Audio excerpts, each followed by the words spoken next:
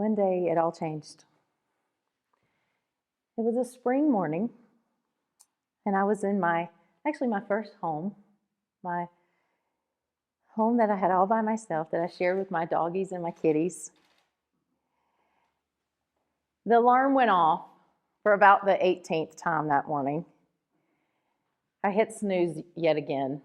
I don't remember how many times I had done that, but it had been a lot. This morning was different, though, than all the others. Usually, I would get up and I would start my day on fire.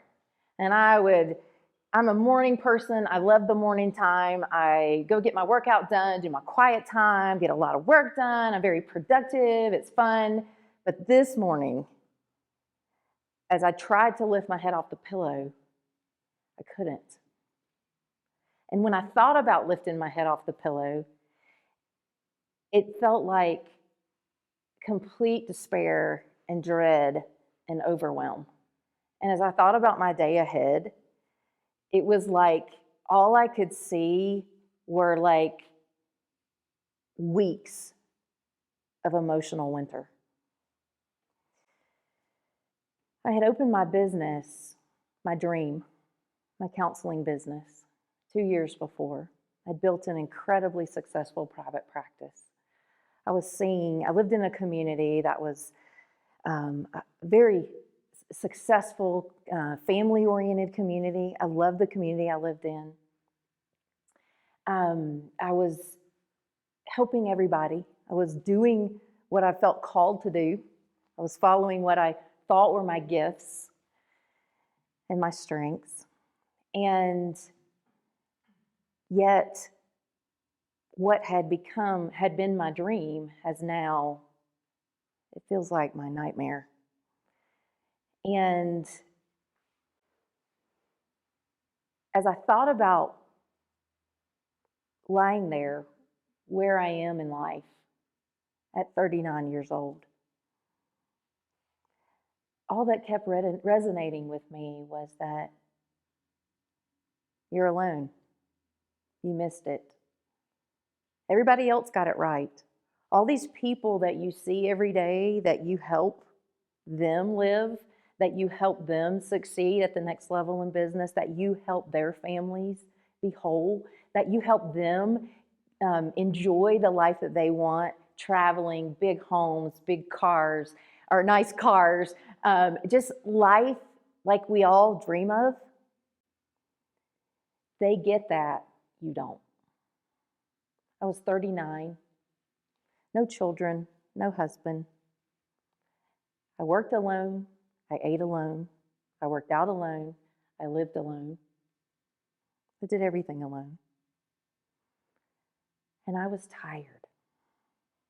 And I was tired of doing everything that I should be doing and helping everybody else, but existing in my own life. I was tired of the shoulds. I was tired of the have-tos. I was tired of performing. Performing had worked really well for me for many years. I had all the accolades. I had all the achievements.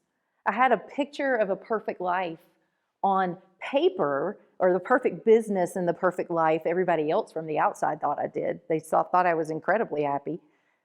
They didn't have any idea what was going on inside. But I knew. And I was angry. So my sadness, my despair erupted that morning. And I got really angry with God. And I said, God, I feel used.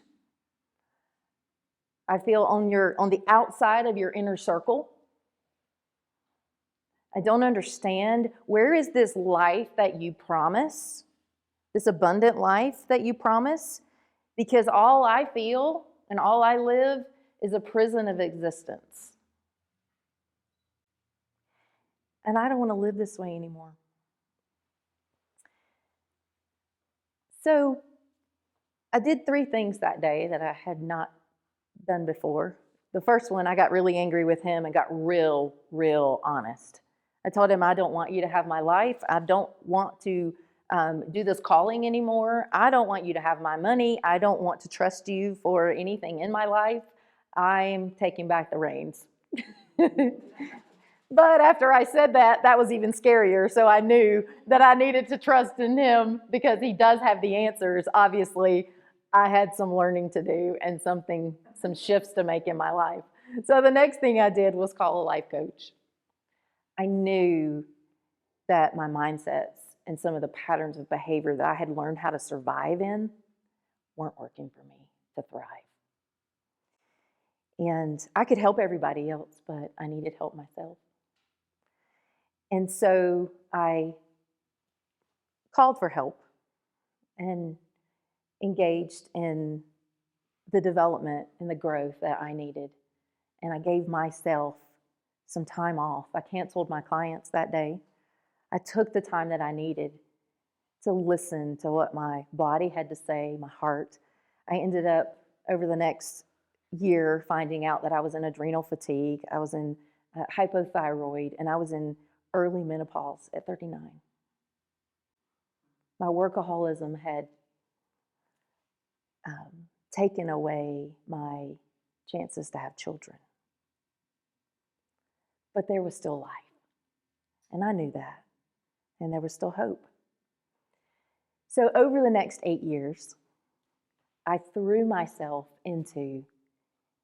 back into my life, back into living, back into play, into fun, into all the things that made me me. And I threw myself into finding that life, connecting, leaning into God even deeper to find that life and the true identity, how He had really created me, not who I had told I was supposed to be, but who I really am. And He showed me. And He told me, as I was seeking my identity and my purpose, He said to me one day when I asked Him, I said, God, what did you make me so special? What do you want to create with me? Because I know you don't put in us, you don't squander what you put in us, but I need to know. And He said to me, you see the beauty of my heart. You are the beauty of my heart. And you reflect that to everybody that you come in contact with. You're my warrior and my wildflower. And that changed my life. I knew that I was in my calling to a certain degree, but there was more. There was not only more life to live and more relationship and deeper relationship and more fun and more play, but there was more for me to do. And that is to help other people who are caught in this performance trap, in this struggling, striving, and surviving this existence, to be able to break free from the habits and the mindsets that they are caught in and trapped in, and be able to break free to live the life, to live in the identity and in the purpose that they were created for. And I'm so grateful today that I get to live in my truth, and I get to live a life that I love. And I love that I get to help others live in the freedom that they were created for too.